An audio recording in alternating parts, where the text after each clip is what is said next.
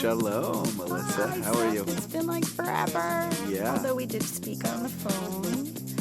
And we had it was a bit of a trippy thing. I think I was loaded with a lot of information, and I think it was just a slow day for you, so the energies were very different. Well, I think there was a delay also, because even when we were Oh. trying to do the Short Hills Live, it didn't. Oh, that's right. There was a weird delay. That's Yeah. interesting. I didn't even hear that, so I'll have to go back. But we'll discuss all the Sure. technicalities afterwards. It's super hot, and yeah, I had some craziness in New York. I was Yeah, in you the said. blackout. You were in the blackout? I was in the blackout. I was verbally harassed while in a stuck train in 100-degree weather. Yeah, it wasn't very pleasant. How's that pool going? Swimming every day. Really It's got fantastic. medusas in those pools? Because No. I had 2 medusas in my face Yeah, already. we're Medusa, coming they're up on jellyfish. 3 weeks, so you can't go into the water. Oh, I don't do that. The day of, I don't go in the water. I Okay. have, whatever. Yeah, because we can't go into any water. Yeah, we'll yeah. talk about that. Yeah. We have a couple of weeks ahead of us. Anyway, let's just, I think, just jump right into it, right? Yep. So, hi, it's Alyssa. And it's Seth. And we're Short Hills, live in the Middle East. There was no delay. No. Woo! Aren't we on track considering everything to get here? So yeah, I want to jump into it. I think things were a little bit heavier for me this week, and I listened to our cast a whole bunch of times over and over again, and I had a lot to think about. But in general, I keep hearing things, so I wrote this out, and I want to hear what you have to say, your opinion of what I wrote, okay? We've become a society of blame and shame, as opposed to growing, creating, protecting, and establishing. We've begun to take cover and to answer with generic answers, to avoid a bad name or admission of guilt. We've begun to block as opposed to dialoguing. We have blocked ourselves from the truth in order to stay afloat, but mostly to live in denial. I am right and you are wrong. There is no discussion. We are dying, yet all with an opinion think they are vibrant and free, but rather stifled, confused, and misled. All are to blame, all are guilty. And until we're ready to get to a place of admission and not admonishment, we are headed into a dead end. So you want my opinion? Sure, that's what you're here for. I think that there is an objective truth, and so people talk a lot and really should not. I think there's a lot of truth to what you said, and people really think that they know what the truth is and are speaking about things that they don't know anything about. Mm-hmm. And therefore, it's always a good posture just to, be more quiet, and people are throwing down and saying this is the truth when they don't have any idea what the truth is. But I think the bigger question, of course, is, do people honestly understand that there is, an objective truth in the world? I come from Torah. There is an objective truth. And people, if everybody's truth is their own truth, then the world is a free-for-all and it's going to be ugly, like your Is it a quote says. philosophical truth? Is it a spiritual truth? Is it factual truth? Factual we're truth. going to get pretty deep into it. People that don't believe in God, a scientific truth, it's a truth. difficult thing. I'll tell you why this has come up. CNN. I watch it. I know that it's not honest, but it's very difficult to hear people with suits and ties that look truthful, or what we think honest or lawful, Right. or abiding by some levels of something, telling me things, and I'm going on the internet going, wait a minute, what are they saying? It's not honest. Right. Well, in the material world of CNN and the world that we live in, everybody is making up their own truth. And therefore, you have this antagonism where ideas are colliding because people, when they make up their own truth, they're very adamant about that they're right. And that's why your statement is, there's a lot of truth to that. So if we are little mini gods basically making our own ideas up, then we're going to have this conflict. If this is part of the world we live in, there is, in my opinion, an objective truth. God gave us a book. And certainly you're not going to see that in CNN or in the secular world. Understand that. To people saying that, I don't believe in God or things like that, that's just kind of, that's not objective truth. There is an objective truth in the world. We have it. It reminds me a lot of all the discussions we had with homosexuality and went back and forth. And one thing I agree with you 100%, and that is there is a law, there is a Jewish law. You don't have to practice all the things that are being put forth in the book or in the law to make you a Jew or not a Jew. And you're not less of a Jew for doing this or that. But don't change the laws to better yourself and then say that it's that religion or say that it's something. I mean, maybe that's with Judaism. I can't really speak for other faiths or other religions because I really don't know. But I know, like, I'm not watching the Sabbath, but I'm not saying, okay, we now need to make a new level of this religion without watching the Sabbath, and that's Judaism. Like, I can agree, that's not Judaism. So you're at least being, fair about that. I believe in Sethism. There's a whole new level of Seth. It's either Sethism in Hebrew or Sethism in English, yeah. You have to understand that this divine being gave a book. Mm-hmm. There really are no other religions or faiths. Mm-hmm. All that other stuff is made up after the fact. Mm-hmm. A universal truth, if you think about it on an intellectual basis, it's either true and it's true for all time. Something that changes over time isn't a truth. Interesting. So this infinite being that created the world, right? This is a Jewish concept, but the Jews are here to explain this concept. We're just privileged that we got this book. That a God that changes his mind every Tuesday and Thursday, that's not something that's a God. It's an interesting fact. I still want to understand something, and I'm going to jump into things that are just driving me crazy, okay? What's the difference, or what is the similarities between racism and prejudice? Well, are you prejudiced against something which makes you racist? There are races that exist in the world. Right.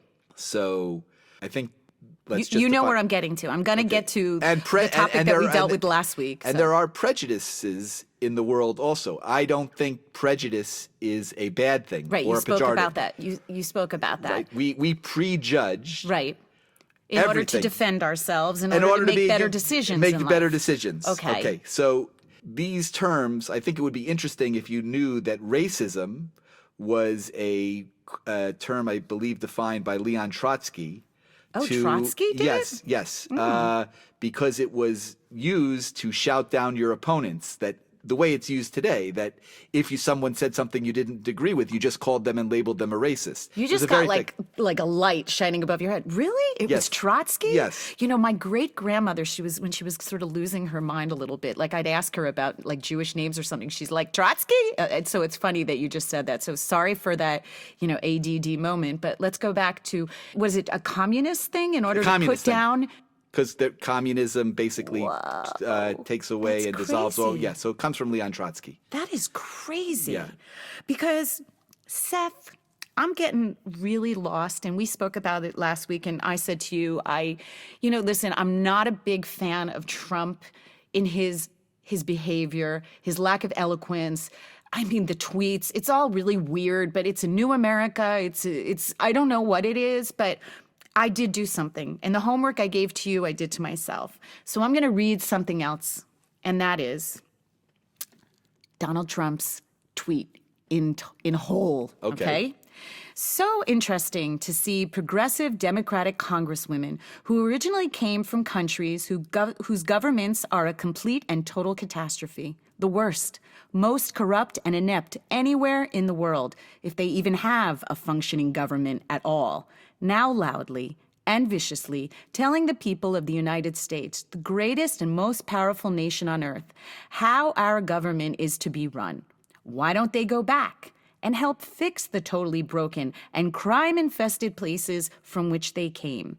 Then come back and show us how it is done. These places need your help badly. You can't leave fast enough. I'm sure that Nancy Pelosi would be very happy to quickly work out free travel arrangements. So again, that's great that you got his full quote in context, and I don't see anything wrong with that quote. You know what? He didn't have to add the obnoxious stuff. I wouldn't have minded him saying, and then come back and show us how it's done. But it is wrong. It is... I feel like there should be, I'm thinking in Hebrew the word onish, a punishment for media that edits information to a place of misunderstanding and misquoting and really negates the truth. Because if you hear someone say, get out, and that's what, I heard it at first and I knew there was more to it, but I was like, I don't want to listen to the whole thing. But like, okay, if you know that you could do it better, go show us and come back. He didn't say you can't come back. He didn't say leave this country, Right. but So I would say that with a press that does not give the president a fair shake, what's his alternative? To let them edit him and beat him into the ground with these false accusations and fake quotes and edited quotes, or use his bully pulpit to fight back? I like that the president is a fighter. If he basically rolled over and allowed them to label him, that's 101 for losing in politics. You never let your opponents define you and say, this is what he said. So he's always, as his own quote, a counterpuncher. If you compliment the president, I think objectively everybody will agree that the president is very effusive in his language, how great this person is, or blah, blah, blah. he does use those huge adjectives. I'm like, that's a little too much, no? Huge adjectives, and it's and it very makes you easy to feel good a little bit. Right. And It's manipulative. well, politics is a manipulative sport. Okay. And when you attack him, I think and respect that he will hit back really, really hard. But he's a president. Yeah.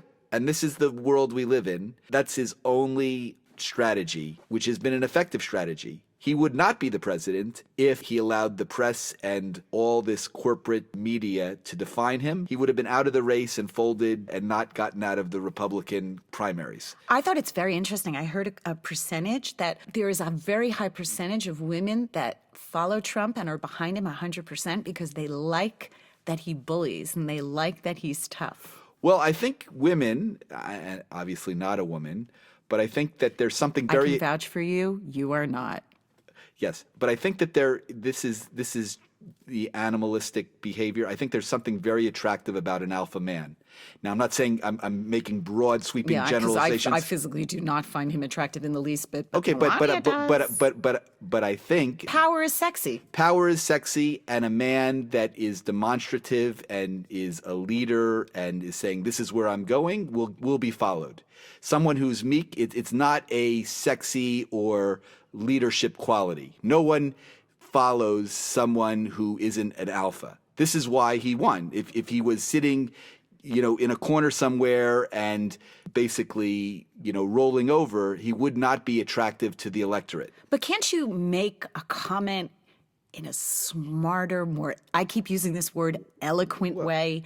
I mean, didn't Obama do punches? I don't, really remember Obama Reagan did or punches. He did punches and no one ever knew it was happening. No, everybody knew it was happening. Just his followers liked his style more. I basically, he was smooth and sexy. I basically puked at his style because I found him to be phony. I did too. I have to admit that. I do too. Okay, I did so too. He scared me. He scared me because I didn't really understand how to break down all he was saying. And Trump seems very basic, very elementary, but maybe he uses playground speech because he knows that sort of is appropriate to the masses, which that would be negating our intelligence. He's a very effective communicator, and I'm not saying that Obama wasn't either. Someone who differently. So someone who wins the presidency has to have a message and be effective at communicating it. Obama rode a wave that was acceptable to the electorate at the time that elected him, and Trump rode a wave that was acceptable to the electorate that voted him in. I like Trump style. Even if I disagree, and I don't agree with Trump on everything, I went back and also listened, and I don't defend the president. I think that there's many examples where I think the president has made big mistakes. But you don't get, you don't get to align yourself politically. There's no one in the world that, thinks exactly the way you do. Anybody that you're going to come into contact with, you're going to have disagreements with him. But overall, the package, I'd much rather go with, Trump. And I think the nation is fortunate to have had him and will, I've also predicted that he will not win in 2020, but it's not because he hasn't done and kept his promises. He will lose because of massive voter fraud, a dishonest press, as you've said. Oh, Chazak, that's heavy. That's really heavy. Well, But you know what? We're going to deal with people Trump. don't seem to mind the dishonesty. There's things to mind because we have some like major issues in America and in Israel in regards to immigration, illegal immigration. We have things having to do with police brutality and police behavior that it's going back and forth. I don't know because I know you have a busy day, but are you aware what happened to the New York City cops that they went to arrest guys once on Harlem and then way over on the east side, west side, east side, but like way high, and the policemen were attacked by water and drenched, like pails of water drummed on their heads? Not aware. I just keep thinking about if we disrespect the president, just disrespecting leadership, disrespecting officials, disrespecting people in uniform. I didn't grow up that way. I'm a little bit nervous of like, where do we find our leadership? If we can't control our leadership from doing these crazy tweets and we find that the police do bad things, does that mean when they're good? It's so difficult nowadays. It's really hard to find your hero in this pack of nonsense. I think it's a dangerous world, and I think that Jews, again, should be very afraid because what's coming when you don't respect authority will not protect you. Sorry. It's going to be very, very scary for Jews in America. Not happy about that prediction. In regards to immigration, in regards to, in general, I mean, so now let's go to the other big topic. Let's say her name. Let's spell it loud. Ilhan. Ilhan. Yeah. Ill. She makes me ill. Every cell of my body. Okay. This woman is putting out information in a way, but I've heard it's back and forth what you said in regards to Trump. He wants to rile it up in order to get her to say more crap so people are finally like, no, we don't agree. And her 9% of supporters, but she's saying a lot of bad stuff. And eventually some of that stuff will become fact and integrity and part of the fabric of American behavior. Yeah, but American she's saying it in a sensibility. very ugly way, but Obama, as you said it nicely. I mean, Obama grew up in the church of Reverend Wright, who said the chickens will come home to roost. He was the mentor of Obama. He wasn't Farrakhan. Was he a Farrakhani? Well, Obama also is a well-known Farrakhan lover. So Bill Ayers, who was the underground, who was blowing up government buildings and things like that. Who is Bill Ayers? Who is he with the Church of the New? No. Bill Ayers was a radical who basically wanted to bring down the United States. Okay. Was someone who helped give Obama his start in Chicago. Okay. Obama was a very dangerous man who dressed nice and said things even though he sent plane loads of pallets of cash to Iran. I was told he's like a mole. But will the truth ever come out then? Well, the truth is out, but people who don't want to see it, including in the first election, I mean, Obama had 85% support from Jews. And I think even after it came out and Jewish support went down, it was still in the 60s. So, I mean, he was elected in a large part because Jewish liberals who know the first. Yeah, I want to talk about that. I want to talk about Jewish liberals. So he was elected largely because he got support of the Jewish vote, which is now the Democratic Party has now basically, in words, thrown the Jews out for these Muslims because there's many more of them. And the Jews are in a tough spot because they want to be in the party of Roosevelt that welcomed them in, that is a party that's no longer interested in them. Right. And in words and actions, Obama was the president who said, I want to create a space between the United States and Israel. But let's talk about a liberal Jew because I have a lot of friends that are reaching out and they want to talk and they are confused. And I'm not the master of politics. That I just say to them, if you don't feel comfortable with what is being said, you need to speak up. You cannot sit there when people just talk about the Jew. You cannot just be silent when they make broad comments and derogatory terms about the Jew, because the Jew is you, the Jew is me, and it doesn't matter if you were a little Jew or a lot of Jew in Nazi Germany, and this is the way we were boxed into a corner, and I think the reality... And it's a good point, because it didn't start by being boxed into a corner. Hitler came to power in 1933. Kristallnacht, where all the synagogues were burned to the ground, was 1938. The laws came So it was a slowly. slow It was progression.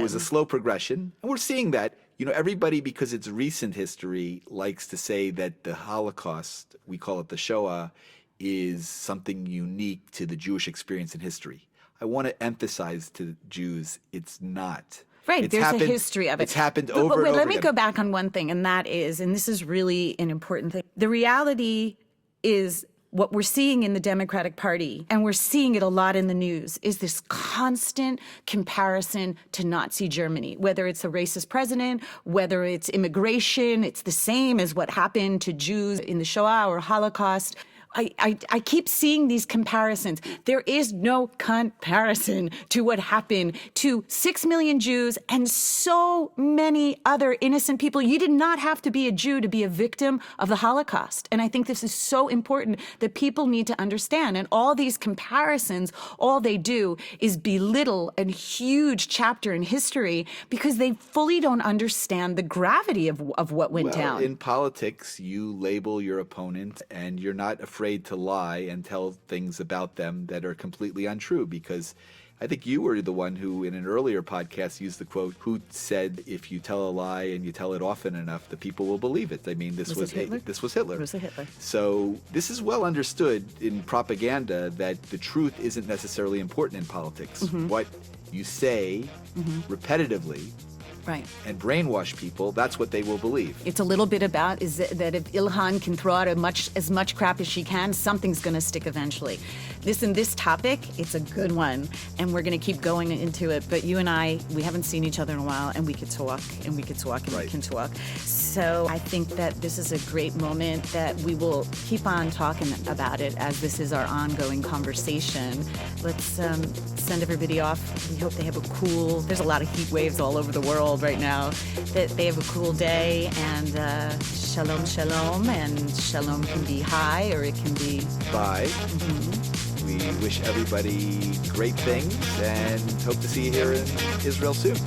lots of light. Bye.